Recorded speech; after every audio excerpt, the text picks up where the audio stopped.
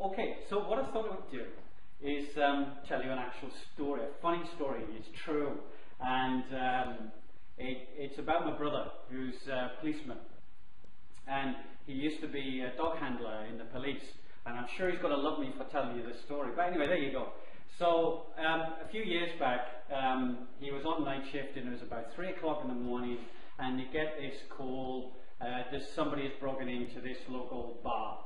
And so at 3 in the morning, Mark turns up, he gets the dog out of the back, and the best way to describe the dog is basically a set of teeth with an arsehole, right? This is like a seriously nasty piece of work.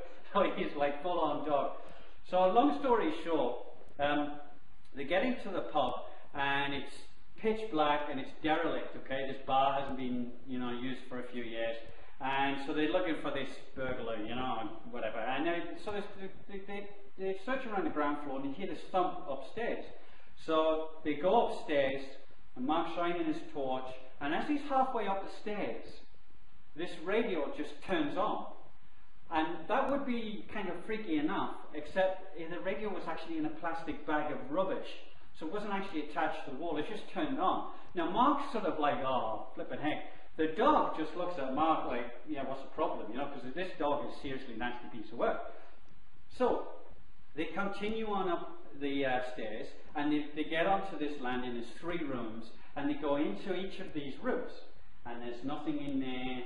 And then they go to the next room, there's nothing in there. And then they go to the 3rd room, and the temperature has dropped. And when Mark walks into the room with the dog, this remote control car that had been abandoned and left there starts and just rolls across the floor. The dog starts looking at Mark, and Mark starts looking at the dog, thinking, now this is really weird stuff, right? But the dog's still not phased, right? Because the dog's invincible, right? Nasty piece of work. So, long story short, they then head downstairs, because Mark thinks there's nothing in here apart from some really weird stuff. But they've got to check the cellar, right? They've got to do a full check. So they go downstairs, and if you can imagine, they go downstairs into the cellar, and it's 2 rooms. The main cellar here, and then there's a doorway, and then there's the next sort of part of the cellar there. It is pitch black. And Mark said, it's dark down there. So they walk downstairs, and they've got the dog, and they're sniffing around in the cellar, and everything's okay. He gets to this doorway, and he said, I knew that I wasn't going to go in there, so I'll send the insane lunatic in. So what he does is, to get the dog right, he whispers in his ear, and the dog goes through it into this door, and he literally, the dog just stops halfway in the doorway, screeches to a halt, and his tail drops between his legs.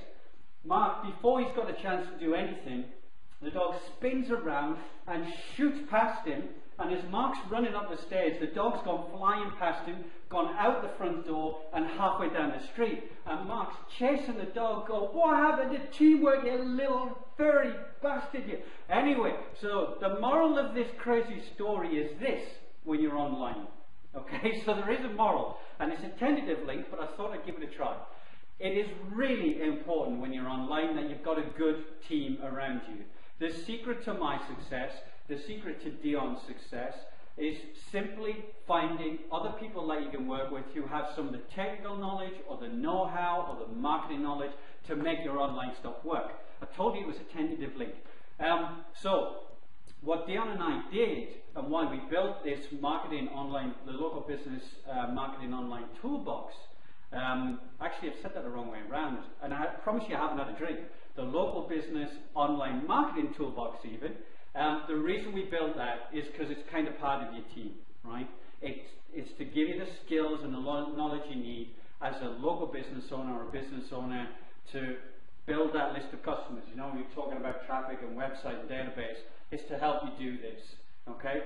So I thought I would tell you a funny story, put a smile on your face, because a lot of this internet marketing, they're all terribly serious people talking crap.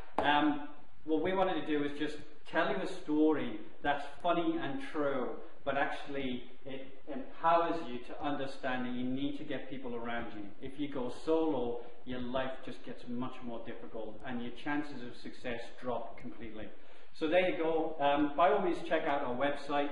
The link is just below this video, and we'll speak to you in the next catch up, probably in a couple of days' time. Take care.